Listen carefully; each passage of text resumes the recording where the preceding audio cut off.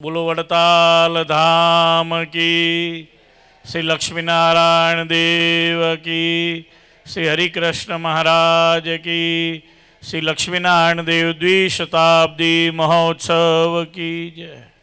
પરમ પૂજ્યપાદ આચાર્ય મહારાજ શ્રી, આદરણીય વક્તા પીપી સ્વામીજી, પૂજ્ય ચેરમેન શ્રી, પૂજ્ય કોઠારી શ્રી, પૂજ્ય બાપુ સ્વામી, પૂજ્ય ગોવિંદ સ્વામી, પૂજ્ય વિષ્ણુ સ્વામી, આદરણીય સર્વે સંતો અને શ્રીજી મહારાજના લાડીલા સર્વે હરિભક્તો, સ્વામિનારાયણ ભગવાને વડતાલમાં સૌ પ્રથમ રંગોત્સવ જોબન ભાયાના અતિ પ્રેમને આગ્રહને વશ થઈને કર્યો. બીજો કુબેરભાઈ પટેલ ઉર્ફે બાપુભાઈના પ્રેમ અને આગ્રહને વશ થઈને કર્યો.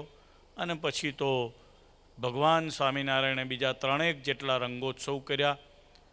પરંતુ સ્વામિનારાયણ ભગવાનની કરેલી આ રંગોત્સવની લીલાને હર પળ જીવાત્મા યાદ કરે એના માટે સંતો જે પ્રમાણે આ મહેનત કરી અને આ તૈયારી કરી રહ્યા છે, બહુ હૃદયથી ધન્યવાદ આપવાનું મન થાય. પૂજ્ય પીપી સ્વામીએ સુંદર મજાની કથા કરી, શ્યામ સ્વામી, આપણા કોઠારી સ્વામીની આ બધી ટીમનું જે અહીંયા જે વર્ણન થયું, એમણે અદ્ભુત અહીંયા આયોજન કર્યું છે.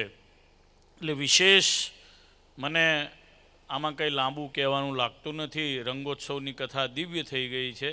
ઉપરથી સૂર્યનારાયણ બરાબર છે, આચાર્ય મહારાજના આશીર્વાદ બાકી છે, સંતોના આશીર્વાદ બાકી છે, હરિભક્તોમાં બધાને રંગે રમવાનો ઉમંગ છે. એટલે સૌને ફરી એકવાર, ખાસ કરીને ફ્લોરેન્સથી અમારા હરિચરણ સ્વામી, એમણે વૃત્ત ગઢપુર ધામના અમારા રમેશભાઈ ધાણાની વગેરેને યજમાનો બનાવીને જે આ ઉત્સવનો લાભ લીધો, કથાનો લાભ મહારાષ્ટ્રના હરિભક્તોએ લીધો. ખાસ કરીને જે પ્રમોદ શેઠ આવ્યા છે, જામરે શેઠ, એ સિવાય નીડુ મહાજન આવ્યા છે, બધાએ મહારાષ્ટ્રના હરિભક્તોને ખૂબ ખૂબ ધન્યવાદ આપીશ. तुमच्या सगळ्याचा चांगला झाला आता. સગડાલે ફાર ફાર આશીર્વાદ. ભગવાનને પ્રાર્થના કરું કે મહારાષ્ટ્રના બધાએ હરિભક્તોને ખૂબ બળ આપે. હજુ તો કહે છે કે અમે ઉત્સવમાં બધા 10-10 હરિભક્તોને લઈને અહીં આવીશું.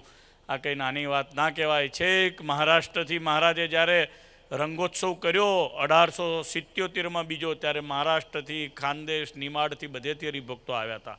ફરી એકવાર ઉપસ્થિત સૌને આગ્રહ કરીશ કે 2 હાથ ઊંચા કરીને આપણે વડતાલની જય બોલાવીએ. બોલો વડતાલ ધામ કી.